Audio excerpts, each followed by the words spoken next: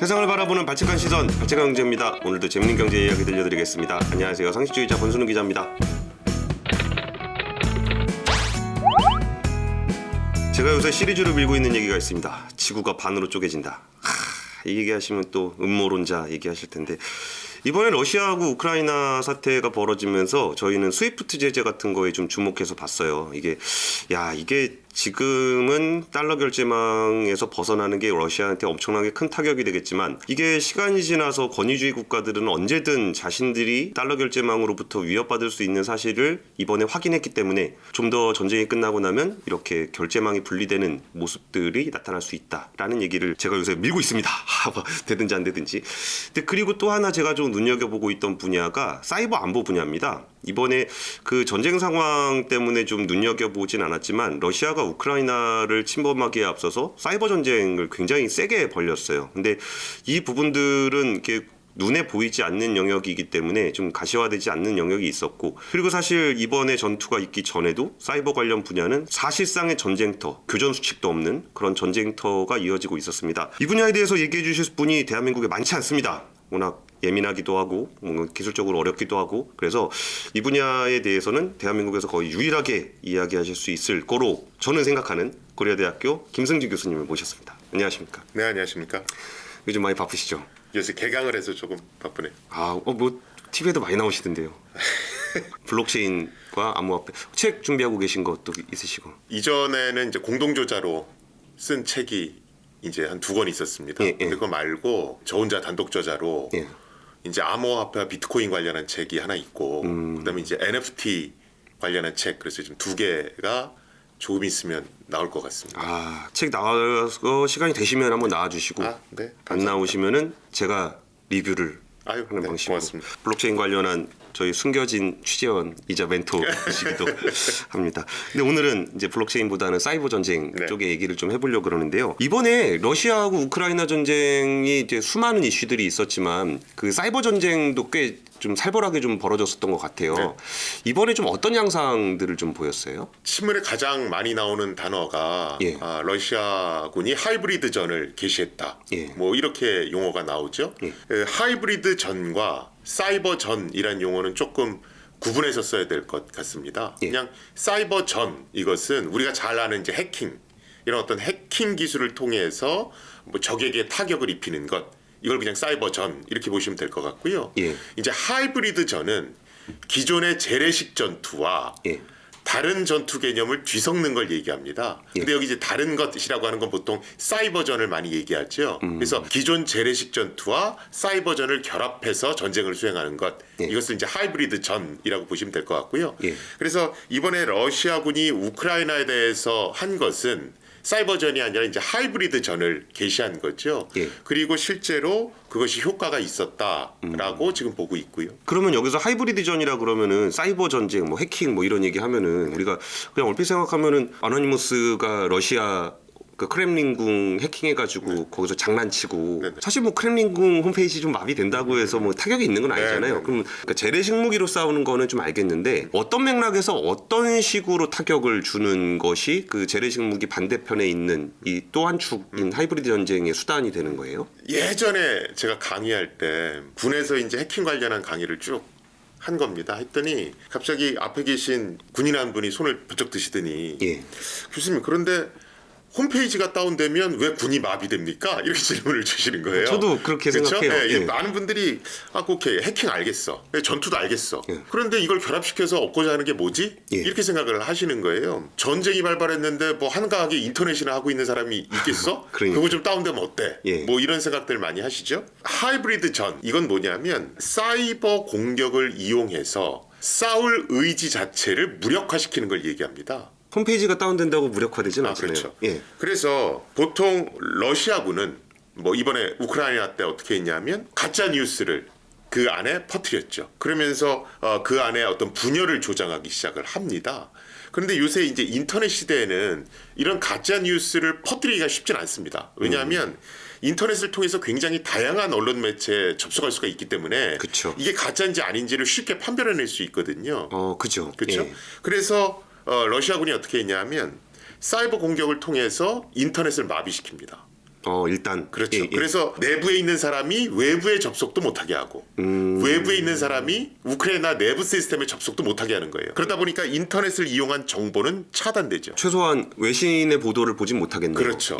그런 상태에서 안에다가 가짜 뉴스를 퍼뜨린다거나 아니면 선동을 하기 시작하는 겁니다. 뭐 예를 들면 어떤 내용이죠? 뭐 러시아가 뭐 크게 이기고 있다라든가 아니면 누굴 뭐 인질로 잡아서 뭘 했다든가 그다음에 이것은 뭐 러시아가 우크라이나에 침투한 게 아니고 우크라이나가 러시아를 공격했기 때문에 우리가 반격한 거라든가 이런 내용들을 이제 퍼뜨리기 시작을 하는 거죠. 그럼 이제 그 안에서 분열이 일어나기 시작을 하겠죠. 그러니까 우리가 너무 통신이 된다는 것에 익숙하니까 그렇죠. 사실을 확인하는 것은 뭐 그냥 검색해 보면 되지 뭐 이 생각이 드는데 그렇죠. 인터넷이 마비가 됐는데 예를 들어서 지금 상황에서 뭐 세종시가 점령당했다. 그러면 우리가 그거를 확인할 방법이 없는 거죠. 그렇죠. 그래서 이번에도 보면 먼저 가짜 뉴스가 들어갔죠. 그러면서 분열을 초래하다가 젤린스키가 도망갔다더라. 뭐 이런 그런 거죠. 그러면서 이제 인터넷을 마비시키는 공격을 동시에 수행했죠. 그러다 보니까 진위를 확보하기가 어려운 거죠. 그런 상태에서 우크라이나가 이래서는 안 되니까 일론 머스크한테 요청을 했죠. 그 스타링크라고 하는 위성통신 시스템, 즉 위성을 이용해서 인터넷 서비스를 할 수 있는 걸 우리가 좀 쓸 수 있게끔 해달라. 그랬더니 일론 머스크가 스타링크 서비스를 제공을 했죠. 그렇죠. 그랬더니 러시아 군으로 추정되는 해커 무리가 그 스타링크 시스템을 또 공격하기 시작을 했죠. 그래서 일론 머스크가 스타링크 서비스가 공격을 받고 있다. 이런 것도 얘기를 해서 화제가 되기도 했죠. 그러니까 일론 머스크가 스타링크를 보내준 게 우크라이나 입장에서는 자신들이 사이버 전쟁 하이브리드 한 축인 그 인터넷망이 점령당했기 때문에 구원 요청을 했던 거군요. 그래서 내부의 어떤 정보를 외부에도 알리고 우리의 상황을 알리고 그다음에 외부도 우리랑 접속할 수 있게끔 하겠다. 와, 진짜 그럴 것 같아요. 지금 젤렌스키 대통령의 활약이 우크라이나 국민들의 사기를 굉장히 높여주고 있잖아요. 우리 끝까지 저항해야 되겠다. 근데 예를 들어서 진짜 젤렌스키 대통령이 어디로 도망갔다거나 이런 식으로 인식하게 되면은 거의 싸워보지도 않고 이제 끝났나 보다, 우리는 졌나 보다라고 생각할 수 있으니까 굉장히 효과적인 전쟁의 성과를 낼 수도 있겠네요. 그렇죠. 그래서 이 하이브리드 전이라는 것 자체가 뭐 사이버 공격을 이용해서 싸울 의지 자체를 조기에 꺾어버리는 겁니다. 그런 상태에서 나중에 물리적 군대를 투입시키면 피해가 최소화될 수 있잖아요. 그렇죠. 안 싸워도 되니까. 그렇죠. 근데 사실 그 인터넷망만 망가뜨리는 게 아니고 뭐 다른 것도 할 수 있잖아요. 뭐 예를 들어 사이버 전쟁을 하는데 핵발전소를 해킹한다거나 뭐 이런 것도 할 수 있는 거 아니에요? 물론 할 수 있죠.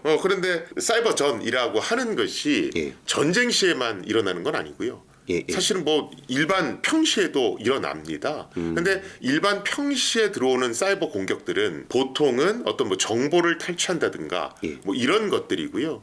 그 다음에 이제 전쟁이 발발하면 인터넷을 마비시켜서 제대로 된 정보가 오가게 한다든가 아니면 인터넷이나 트위터 뭐 이런 걸 통해서 가짜 뉴스를 퍼뜨린다든가 아니면 지금 말씀하신 대로 뭐 핵발전 시설을 공격해서 발전 시설 자체를 무력화시키고 그래서 전기 공급이 제대로 안 되게 한다든가 뭐 지금 기술적으로는 뭐 F-35 같은 전투기라든가 자동차 첨단 자동차 같은 것들도 해킹을 해서 마음대로 외부에서 조작할 수 있다.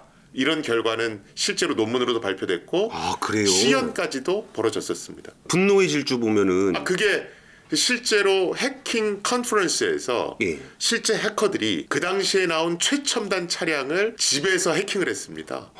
그래서 그것을 찍어서 방송에 내보냈어요. 분노의 질주는 그걸 모티브로 삼아서 영화화시킨 겁니다. 와이어드라고 하는 잡지. 언론사의 기자 보고 그 당시에 나온 최첨단 찝차가 있습니다. 그걸 이제 타고 고속도로로 나가라고 그럽니다. 그럼 이 친구가 이제 그걸 몰고 고속도로로 나가요. 그런 상황에서 이제 해커 2명이 집에 앉아서 노트북을 딱 켜놓고 일단 그 기자한테 전화를 겁니다. 지금부터 무슨 일이 생기더라도 놀라지 마라. 그런 다음에 이제 해킹이 들어가기 시작하는 거예요. 해킹이 들어가면 일단 어떻게 되냐 하면 모든 차량 중앙에는 요새 인포테인먼트 시스템이라고 그래서 라디오도 되고 내비게이터도 되고 뭐 이런 것들이 있지 않습니까? 그걸 먼저 해킹합니다. 이게 통신 기능이 있기 때문에 해킹할 수가 있거든요. 그래서 그 화면에 해커들 얼굴이 딱 떠요.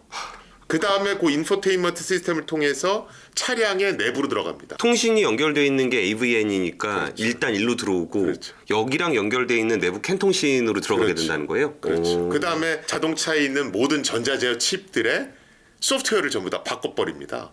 해킹 가능한 소프트웨어로. 와. 그래서 그걸 보면 차가 쭉 가는데 먼저 차 문이 전부 다 잠깁니다. 그쵸. 차 문을 우리가 옛날처럼 이렇게 물리적으로 잠그는 건 아니니까. 근데 자동으로 그걸 원격에서 다 잠그고 네. 그다음에 이제 워셔액이 앞에 막 뿌려져서 앞이 안 보이게 해요. 그다음에 이제 계기판 불이 다 꺼져서 내가 지금 몇 킬로로 가는지를 알 수 없게 만듭니다.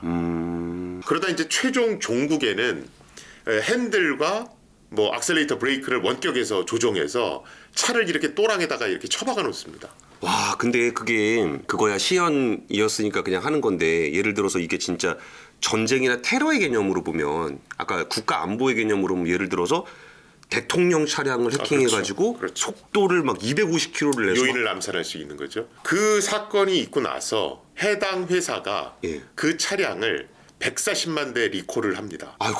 그래서 실제 해킹으로 리콜된 최초의 사례고요. 그 일이 있은 후로 UNEC라고 그래서 UN 유럽 경제위원회라는 곳이 있습니다. 예. 거기서 올해부터 EU 지역에 수출하는 모든 차량에 대해서 예. 해킹의 안전한지를 검사를 받도록 요구하고 있습니다. 인증 기준 중에 하나가 된 거예요? 네. 그래서 올 7월부터는 그 인증 마크를 획득 못하면 예. EU 지역에 차량을 수출할 수 없게 됩니다. 그래서 지금 우리나라 국토교통부와 현대기아차가 굉장히 바쁘고요. 우리나라도 올해 법을 좀 개정하려고 합니다. 그래서 자동차가 해킹에 대해서 안전 조치가 안 돼 있으면 예. 리콜 대상이 되게 됩니다. 단순히 해킹이라 그러면 그냥 남의 일 정도로 좀 생각을 하고 있었는데 워낙 대부분 장치들이 전자화가 되다 보니까 충분히 그게 가능하다라는 것이 눈으로 다 보여지는 거네요. 그렇죠. 그러니까 이미 이제 UN 유럽 경제위원회에서 그런 조치를 취했다는 건 예. 앞으로 이것이 뭐 요인 암살이라든가 어떤 여러 가지로 악용될 수 있다라고 판단한 거죠. 그 얘기는 지금의 하이브리드 전, 사이버 전은 예. 단순히 인터넷을 마비시켜서 정보를 통제하는 이런 수준이지만 예. 가까운 미래에는 실제 차량, 전투기 이런 것도 공격 대상이 될 수 있다는 얘기고요. 미국 같은 경우도 2015년부터 통신 기능이 있는 모든 첨단 무기 체계에 대해서 검수 단계에서 해킹의 안전한지 여부를 심사받도록 요구를 하고 있습니다. 관련된 표준도 만들어져 있고요. 그런데 단순히 거기서 끝나는 게 아니고 뭐 18년, 19년부터 미국이 모든 동맹국들한테 미국의 정보 시스템과 연동을 한다거나 예. 아니면 미국의 무기 체계를 수입해가는 경우에 미국과 똑같은 수준의 사이버 보안 조치를 하라. 이렇게 요구를 하고 있습니다. 그러니까 내가 만약에 미국에 있는 무기를 수입해 왔을 때 그 무기 예를 들어 전투기다. 그러면 그 전투기에 대한 아키텍처는 동일하니까 이걸 기준으로 이렇게 해킹을 할 수 있는 것을 연습한 다음에 미국 거를 해킹을 뭐 시도한다거나 뭐 이럴 수 있다는 그러니까 거죠. 미국이 바라보는 거는요. 예. 동맹국들은 미국과 통신을 하기 때문에 예. 여러 가지 전쟁과 또는 군과 관련한 정보를 주고받거든요. 예. 네트워크가 연결돼 있다는 얘기죠. 이렇게 네트워크가 연결돼 있는 상태에서 동맹국의 시스템이 뚫리면 타고 올라와서 미국의 본토에 있는 시스템도 문제가 될 수 있거든요. 그래서 똑같은 수준으로 보안 관리를 하라는 겁니다. 그래서 뭐 우리나라 F-35 전투기라든가 예. 아니면 미국과 연합작전을 할 때 정보 공유를 위해서 쓰는 모든 시스템들이 그 대상이 되고 있고요. 그래서 요새 나오는 어떤 방사청에서 나오는 어떤 군 관련 어떤 프로젝트들을 보면 예. 그것이 미군과 연동되는 시스템인 경우에는 그 조항이 다 들어가 있습니다. 미국의 RMF를 준수할 것 뭐 이런 식으로. 그러니까 사실 오늘 교수님 모시고서 하고 싶었던 그 포인트 중에 하나가 우리가 해킹을 약간 민간 영역으로 많이들 생각을 하는 것 같아요. 예를 들어서 뭐 개인 정보를 뺏어서 뭐 걷다가 어디 뭐 팔아먹는다거나 아니면 우리의 꿈인 은행을 해킹해서 네네. 그 계좌에 있는 돈을 나한테 집어넣는다고 이런 행사를 많이 생각하는데 사실 이게 저희가 이 문제에 관심을 좀 가졌던 이유가 그런 거는 국가 안에서 이루어지는 거라면 그 사람을 잡아서 뭐 형사처벌을 하거나 할 수 있는 게 있잖아요. 네. 근데 이게 국가 단위로 그걸 해버리면 그러니까 예를 들어서 우리가 뭐 북한에서 우리를 해킹했다고 해서 그 사람을 우리나라로 잡아들여서 형사처벌할 수 있는 것도 아니고 야 이거 우리가 공격을 받았으니까 가서 총이라도 쏴야 되나? 뭐 이런 생각도 좀 들고 해서 야 이게 사이버 문제가 단순히 그 민간 경제에서의 영역의 문제가 아니라 진짜 국가 안보 차원에서 진행이 되고 있는데 우리가 이걸 너무 모르고 있구나라는 생각이 좀 많이 들었어요. 근데 사이버 전쟁이라는 개념이 좀 언제부터 어떤 방식으로 좀 이루어지고 시작했어요? 사실은 뭐 해킹이야 뭐 일반 민간에서는 많이 일어나니까. 참고로 우리나라 같은 경우에 국정원장이 공식 발표를 했지만 주요 공공기관을 대상으로 하루 평균 발생하는 해킹 시도 건수는 162만 건입니다. 162만 건이요? 네네. 그게 하루에요? 하루 평균이거든요.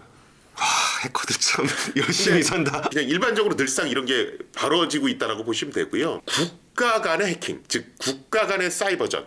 이것이 최초로 일어난 것을 전문가들은 언제로 보고 있냐면 2007년으로 보고 있습니다. 2007년? 네네. 그때 무슨 일이 있었어요? 2007년에 에스토니아 정부가 수도 탈린에 있는 구소련 참전 기념 군인상, 그 수도 중앙에 있던 걸 그쵸, 외곽으로 이전하는 계획을 발표했습니다. 그러니까 러시아 입장에서는 자신들의 기념비 같은 건데 그렇죠. 그거를 옮긴다는 거는 약간 좀 반러적인 세레모니죠. 그런데 이 에스토니아에는 러시아계 주민들도 있었고 비러시아계 주민들도 있었거든요. 그러다 보니까 러시아계 주민 입장에서는 이걸 시 외곽으로 옮기는 게 싫은 거예요. 그쵸. 그러다 보니까 내분이 일어나게 됩니다. 그러면서 이게 러시아와 에스토니아의 어떤 외교전으로까지 비화가 돼요. 그러면서 이제 사이버 공격이 대대적으로 에스토니아에 발생하게 됩니다. 그런데 이제 재미난 건 우리나라가 IT 강국이라고 그러잖아요. 에스토니아가 훨씬 더 강국입니다. 아, 그래요? 네, 그래서 블록체인, 뭐 암호화폐 얘기하면 에스토니아가 빠지는 법이 없고요. 맞아요. 그 다음에 에스토니아 뭐 전자정부 시스템 잘 돼 있고요. 거기는 인터넷 투표 같은 것도 아주 생활화돼 있습니다. 아, 그래요? 그 정도로 IT가 굉장히 앞서간 나라거든요. 여기에 대규모로 사이버 공격이 들어오니까 그냥 업무가 다 마비돼 버리는 거예요. 그래서 에스토니아가 굉장히 큰 타격을 입었었습니다. 물론 러시아는 우리는 상관없다. 그냥 러시아를 사랑하는 젊은이들이 그냥 해킹 조직을 구성해서 그냥 공격한 거다. 이렇게 발뺌을 합니다. 아무튼 국가 전체의 업무가 마비된 것은 이게 최초였고 그렇기 때문에 실제로 이 사건이 일어나고 나서 우리가 이제 북대서양 조약기구 나토라고 그러죠. 이 나토란 곳에서 탈린 매뉴얼이라는 걸 만듭니다. 사이버 전과 관련한 최초의 교전 수칙에 해당하는 규범입니다. 그러니까 어쨌든 이전에는 뭔 일이 생기거나 했을 때 뭐 없는 거죠. 이거를 국가에 대한 공격으로 간주한다 만다 뭐 이런 기준도 없고 뭐 맞대응을 해야 되는지 말아야 되는지가 아예 없는 건데 사이버전이 들어왔을 때 이런 절차를 따르고 이렇게 대응해야 된다. 라는 매뉴얼이 나오게 된 거고요. 이런 것들이 이제 계속 연구되면서 사이버전과 관련한 여러 가지 국제법이라든가 뭐 여러 가지 다양한 제도들에 대한 논의가 이제 시작되는 겁니다. 짧게 무슨 내용이에요? 사실은 굉장히 두껍습니다. 왠지 그럴 것 굉장히 두꺼워서 예를 들어서 사이버전이라고 하는 것이 뭐 이런 거죠. 우리가 교전 수칙이다. 그럼 뭐 공격이 들어오면 원점을 식별하고 그 원점에 대해서 뭐 어떻게 대응하고 뭐 이런 내용들이 쭉 있을 거 아니에요. 근데 사이버전은 그게 그렇게 단순하지가 않아요. 그러니까 저는 진짜 좀 복잡하다고 생각한 게 지금은 거기가 정부를 공격했는데 예를 들어서 민간 은행을 공격한다거나 통신사를 공격했다 그러면은 사실 전쟁, 그러니까 재래식 무기로 생각을 하게 되면 이게 얘네가 미사일을 정부 부처에다 쏘더라 아니면 우리나라에 있는 그냥 은행에다 쏘나 이거는 우리에 대한 공격이야 이거는 전쟁을 하자는 거야라고 인식을 하겠는데 그 민간은행에 대한 해킹을 했다 그러면 이게 정부에 대한 공격인가 아닌가 뭐 이런 부분들이 좀 헷갈릴 것 같아요. 일단은 공격이 들어왔을 때 이게 정부를 목표로 하는 건지 민간을 목표로 하는 것인지 자체가 불분명해요. 왜냐하면 인터넷으로 다 연결이 돼 있고 민간을 공격해서 그걸 타고 올라서 정부를 공격할 수도 있거든요. 그러네요. 근데 그거보다 더 어려운 건 원점 자체가 식별이 안 됩니다. 그렇죠. 어디서 해킹을 했는지를 모르는 거죠. 그러니까 보통 우리 영화 보면 해커들이 여러 나라를 막 경유해서 이렇게 해킹하는 게 그림으로 막 보여지잖아요. 그런 식으로 뭐 A라는 나라 갔다 B라는 나라 갔다 C라는 나라 갔다가 뭐 이렇게 공격이 들어오거든요. 그러면 도대체 이게 근거지가 어디야? 이것 자체를 식별하는 게 어렵죠. 자, 그럼 그런 상태에서 A라는 나라를 통해서 공격이 들어왔어요. 그럼 A를 원점이라고 봐야 되는 건지 A랑 그러네. 공조해서 더 원점을 찾아 들어가야 되는 건지 그럼 공조는 도대체 어떤 식으로 해서 원인을 분석해야 되는 건지 이런 모든 것들이 없거든요. 그러네요. 그렇죠. 그래서 그런 것들에 대한 규범 그 다음에 도대체 사이버 공격에 대해서 아까 에스토니아 같이 그냥 젊은이들이 모여서 한 거지 우리 정부하고는 상관없는데요. 이랬을 때 도대체 어떤 대처를 해야 되는 건지 그러네요. 정말로 여러 가지 문제가 발생을 합니다. 그것들에 대한 이제 논의가 탈린 매뉴얼에서부터 시작된다라고 보시면 될 것 같습니다. 그 탈립 매뉴얼을 보면 그 부분에 대해서는 좀 그래도 명확해요. 아니죠. 절차가 있고 뭐는 하지 말아야 된다라는 선언적 규정이 있는 것이지 뭐 그걸 쫙 쫓아가면 원점을 바로 식별할 수 있고 뭐 이런 건 아닙니다. 그래서 지금 보더라도 굉장히 선언적인 문구들 위주로 들어가 있다. 이렇게 보시면 될 것 같습니다. 근데 저는 이 문제가 되게 심각하다라고 보는 것 중에 하나가 우리가 전쟁은 워낙 많이 했잖아요. 인류가 전쟁을 많이 치렀기 때문에 우리가 최소한 전쟁을 하려면 어떻게 해야 된다. 뭐 예를 들어서 군인들끼리는 뭐 서로 싸워서 죽을 수도 있겠지만 최소한 뭐 민간인에 대한 피해는 좀 최소화시켜야 된다. 만약 그렇지 않으면 국제사회 비난을 받는다고 그러면 이럴 수 있을 것 같은데 사이버전은 뭐 하고 있다는 얘기도 서로 잘 안 하고. 그러니까 뭐 대표적으로 이런 겁니다. 그러니까 자 어떤 민간의 컴퓨터가 있습니다. 예. 공격에 활용이 됐어요. 예. 그러면 이 컴퓨터를 쓰고 있던 민간인은 전범으로 봐야 되느냐 아닌 걸로 봐야 되느냐. 그렇죠? 그러니까 그냥 물리적 충돌이면 명확해요. 그쵸. 총을 쐈느냐 안 쐈느냐 뭐 이런 거잖아요. 예, 그렇죠? 정보를 넘겼느냐 아니냐. 그런데 이게 중계지로 악용이 됐을 때 이 사람을 어떻게 봐야 되는가? 뭐 이런 식으로 복잡한 문제들이 한두 가지가 아닙니다. 그러다 보니까 사실은 탈립 매뉴얼이 나왔지만 예. 이걸 토대로 굉장히 발전시켜야 되는 것이 많은 거고요. 예. 원점이 식별됐다 하더라도 그것을 제재하는 게 또 쉽지가 않습니다. 그러니까요. 이게 뭐라 그래야 되는 우리가 거야. 예를 들어 우리 교전 수칙 중에는 공격이 들어오면 원점을 향해서 뭐 10배로 보복한다. 뭐 이런 것들이 있단 말이죠. 할 수 있죠. 예. 그렇게. 예. 그런데 자 예를 들어서 북한이 우리나라를 공격했다. 예. 이렇게 가정을 해보자고요. 그러면 많은 분들이 저 바보같이 당하고만 있다고 왜 그거 대응을 못하냐고 뭐 이렇게 얘기를 합니다. 그런데 사이버 전을 논할 때는 인터넷 의존도라는 개념이 있습니다. 인터넷 의존도. 네네. 예. 그러니까 그 나라가 얼마나 인터넷에 의존해서 생활을 하는가. 이게 인터넷 의존도거든요. 그럼 우리나라가 훨씬 높겠네요. 우리나라는 엄청나게 높죠. 그렇죠. 북한은 0에 가깝거든요. 그러면 우리가 걔네를 해킹해봐야 할 게 별로 공격할 곳이 없는 거죠. 그러니까 타격 자체가 다른 겁니다. 그러니까 사이버 공격으로 맞대응하는 것 자체가 무의미하죠. 자, 그럴 경우는 어떻게 하게 되는 거죠? 이런 모든 것들이 교전 수칙에 담겨야 되는 거고요. 그래서 오바마 대통령은 뭐라고 그랬었냐 하면 예전에 미국의 소니 픽처스 엔터테인먼트라는 회사가 해킹당했을 때 그때 오바마 대통령이 비례적 대응이라는 표현을 썼습니다. 그러니까 이 사건 잠깐 설명드리면은 저거예요.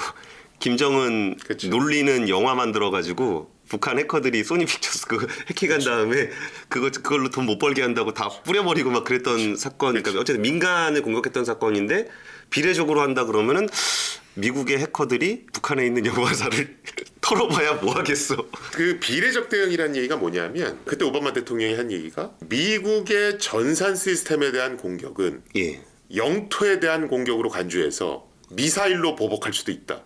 이렇게 얘기했거든요. 이 사이버 공격이라는 게 비대칭 전력이라는 걸 너무도 잘 알고 있는 거예요. 미국이 사이버 공격을 받았다고 해서 예. 똑같이 사이버로 맞대응하면 어떤 인터넷 의존도가 낮은 국가한테는 효과가 없거든요. 예. 그래서 반드시 사이버 공격을 안 하더라도 다른 수단, 예를 들어 뭐 경제적 어떤 봉쇄라든가 예. 아니면 실제로 어떤 미사일을 통한 물리적 공격이라든가 이런 걸 통해서 상응하는 보복을 하겠다는 얘기입니다. 이게 비례적 대응입니다.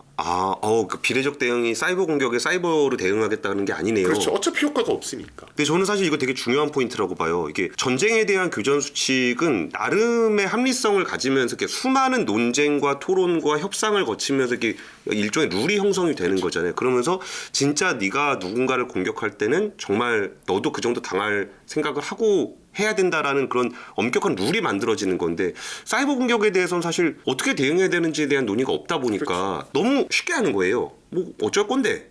뭐 그러면 너 형사 처벌할 거야? 뭐 그런 것도 할 수 없는 거니까.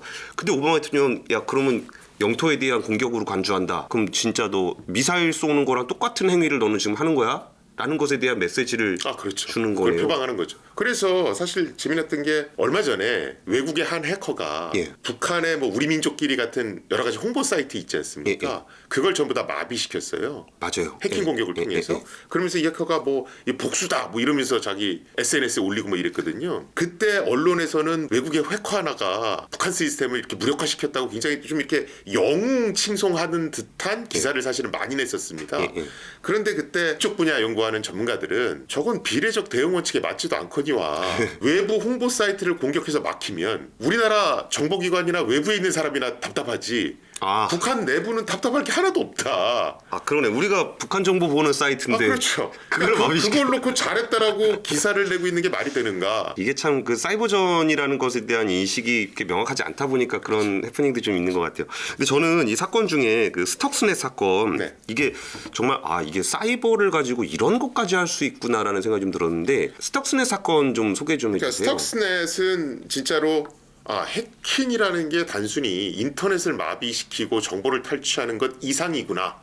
이걸 보여준 사건이죠. 그래서 스톡스넷이라고 하는 건 요새는 이제 원전도 굉장히 현대화돼서 뭐 원전뿐만 아니라 여러 발전 시설이 되게 현대화됐기 때문에 그냥 사람이 손으로 하는 것이 아니고 전부 다 이제 컴퓨터 시스템을 이용해서 제어를 합니다. 그쵸. 그 제어 시스템을 우리가 뭐 스카다 이렇게 얘기합니다. SCADA 그래서 자 컴퓨터로 모든 걸 제어하다 보니까 야 그러면 그 제어 시스템을 해킹 공격을 해서 이상 동작을 하게 만들면 발전 설비를 무력화할 수 있겠는데 이렇게 생각을 한 거예요. 그래서 발전 설비의 제어 시스템을 공격할 수 있는 그런 해킹 프로그램이 이제 연구되기 시작했고 그렇게 해서 나온 원전 발전 시스템에 들어가는 제어 시스템에 대한 해킹 프로그램 그게 이제 스톡스넷이라고 하는 겁니다.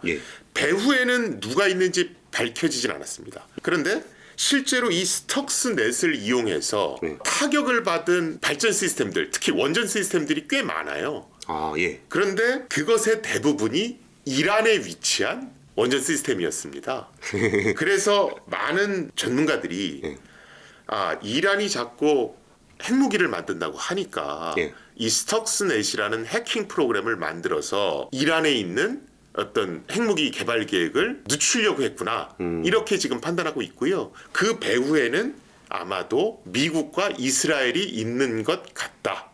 이렇게만 추정을 하고 있습니다. 그런데 이 스톡스넷이 얼마나 정교하게 만들어졌냐 하면 실제로 발전 시설에 일하는 사람 그 사람이 갖고 다니는 USB를 먼저 감염을 시켜서 이걸 통해서 발전 설비 내부로 들어갈 수 있게끔. 그러니까 인터넷이랑 연결은 안 돼 있을 거니까. 그렇죠. 그렇게 소형으로 설계를 해놨고요. 실제 발전 설비라는 게 컴퓨터하고는 달라서 발전 설비에 있는 제어 시스템은 특수한 다른 명령어들을 쓰거든요. 그렇겠죠. 그래서 처음에 이 스톡스넷을 본 연구원들은 이게 사실은 뭐 하는 건지도 몰랐어요. 근데 평상시 못 보던 명령어들이 있으니까 이게 뭐야? 이러면서 분석을 하기 시작했고 막 봤더니 이게 제어 설비와 관련한 명령어다라는 걸 알아냈습니다. 그러니까 발전용 제어 설비의 프로그램은 그러니까 일반적으로 그냥 보안하시는 분들이 보더라도 원래 안 쓰는 프로그램이니까 이렇게 소스가 이렇게 있을 때 봐도 이게 뭐 하는 거야? 그냥 그러다가 보니까 이게 발전용 설비에 쓰는 언어구나라는 거를 발견했다. 그리고선 막 추적해 가다 보니까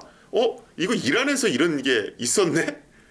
이렇게 됐고 그러면서 이제 가보니까 이게 아마 이런 용도로 됐던 것 같다. 이렇게 이제 추정을 하고 있는 겁니다. 그래서 이런 스톡스넷 같은 걸 뭐 사이버 무기다. 뭐 이렇게 이제 얘기를 하기 시작한 거고요. 그 발전 설비로 들어가서 뭘 해요, 걔가? 이게 제어 시스템에 이런 스톡스넷이 감염이 되면 자, 우리가 컴퓨터에 예를 들어서 뭐 지금 압력은 몇이고 이상 상황 같은 게 컴퓨터에 다 뜰 거 아니에요. 이 수치를 조작을 하는 겁니다. 그럼 예를 들어 압력이 높은데도 낮다고 할 수도 있고 낮은데 높다고 그럴 수도 있고 이상 상황이 발생했는데 알람 메시지를 안 줄 수도 있잖아요. 그렇죠? 이렇게 해서 제대로 모니터링도 안 되고 통제도 안 되면 그때는 발전 설비를 잠시 끊을 수밖에 없죠. 그렇겠네요. 그렇죠? 그렇게 함으로써 핵 미사일 어떤 개발 계획도 좀 늦추고. 근데 압력이 높아졌는데 저도 이거 좀 찾아봤을 때 보니까 압력이 높아졌는데 엔지니어가 봤을 때 압력이 높은지 몰라서 그냥 막 터지기도 막 하고 막 그랬다면서요. 실제로 이란에서 그런 것들이 터지고 이렇게까지는 아닌 걸로 알고 있고요. 그게 이제 옛날에 이제 뭐 체르노빌이나 이런 데서 이제 압력이 한계치를 넘어가면서 뭐 터지고 뭐 이런 것들이 있었고요. 실제로 이란 같은 경우는 그냥 제어 불능 상태가 돼버리니까 뭐 발전 설비를 전부 다 그냥 꺼버린 거죠. 이란은 그 대응이라도 한 건데 이게 만약에 진짜 이게 잘못된 건지 모르고 그 있었으면은 그 막 머신 분리기 같은 거 압력에서 이렇게 뻥 터져도 터질 수도 그럴 수도 있는 거죠. 그럴 수도 있고요. 진짜 무기네요.